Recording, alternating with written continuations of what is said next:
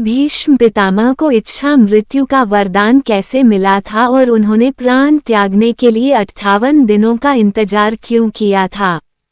महाभारत में भीष्म पितामह का किरदार न केवल सम्मानीय था बल्कि बेहद शक्तिशाली भी था।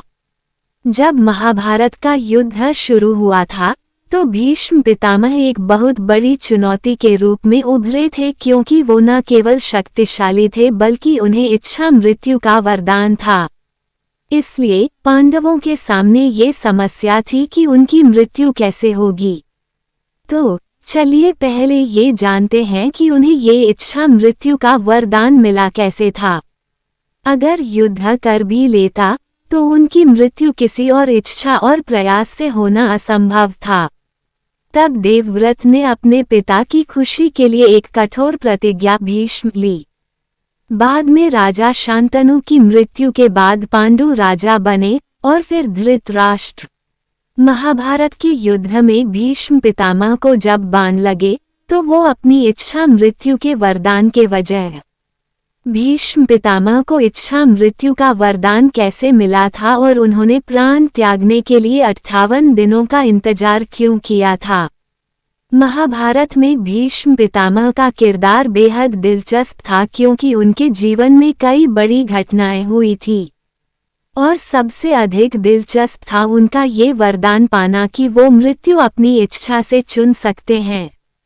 जब महाभारत का युद्ध शुरू हुआ था भीष्म पितामह पांडवों के लिए एक बड़ी समस्या था।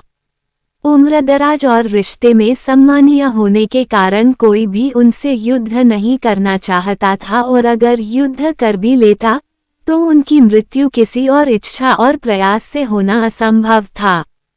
यही कारण है कि युद्ध में बाणों की शैया पर लेटे रहने के बावजूद उनकी मृत्यु नहीं हुई थी।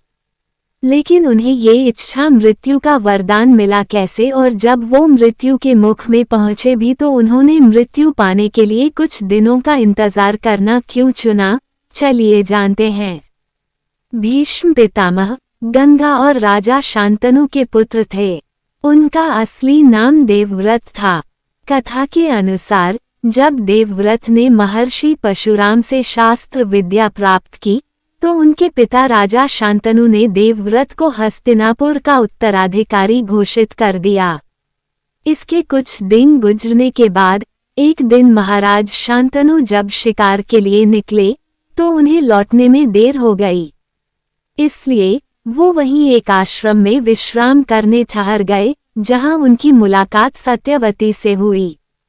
शांतनु और सत्यवती दोनों प्रेम करने लगे और फिर शांतनु ने विवाह का प्रस्ताव रखा, परंतु सत्यवती के पिता ने उनके सामने एक शर्त रख दी कि अगर उनकी बेटी सत्यवती का पुत्र हस्तिनापुर का उत्तराधिकारी बनता है तभी वह अपनी बेटी का हाथ राजा शांतनु के हाथ में देंगे।